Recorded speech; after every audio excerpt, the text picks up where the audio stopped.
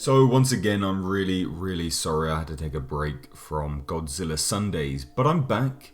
I'm back to talk about the sizes of the Godzilla incarnations. I know you guys might be thinking, why am I talking about this? And especially, why am I talking about this on a Wednesday? Well, I did say a few weeks ago now that I wanted to start to do Godzilla verses.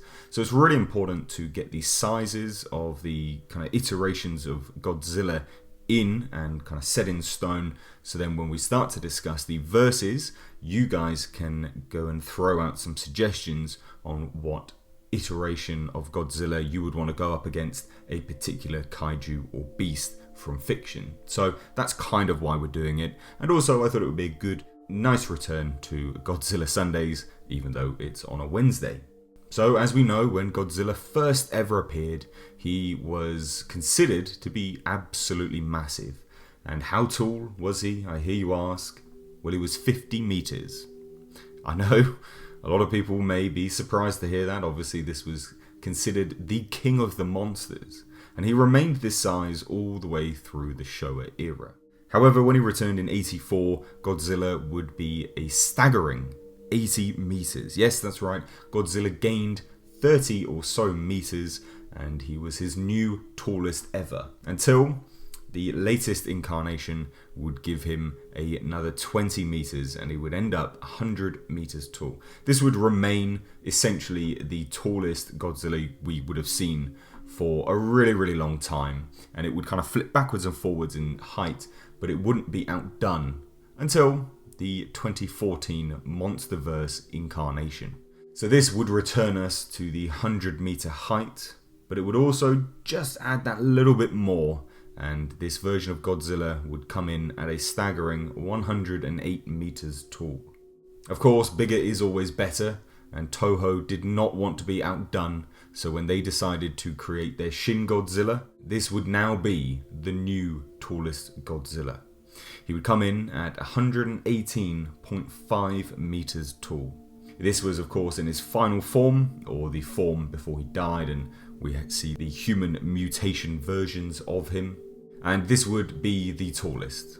Until now, until more recently, until we received Godzilla Planet of the Monsters. This is, of course, the brand new iteration. This is the somewhat controversial plant-based crossbreed somehow Godzilla, and we know this one to be called Godzilla Earth. This is the most ginormous Godzilla we have ever had. It's absolutely monstrous, and it utterly shatters the records that were previously set by any of the Godzillas. Godzilla Earth is 300 meters tall. Unbelievably, this Godzilla is roughly the size of the Eiffel Tower, and Shin Godzilla, the previously largest incarnation of the King of the Monsters, is only as high as Godzilla Earth's knee. Unbelievably. Now, a lot of people speculate why this is the case and how this creature managed to get this tall. Of course, it's in the anime, it is the ultimate life form, and it is 20,000 years old. So that, combined with the fact that it is the pinnacle of life, gives us the staggering size of 300 meters tall. Now, what I do want to ask is, what iteration of Godzilla is your favourite and why? Do you like the smaller ones to the larger one, or anywhere in between?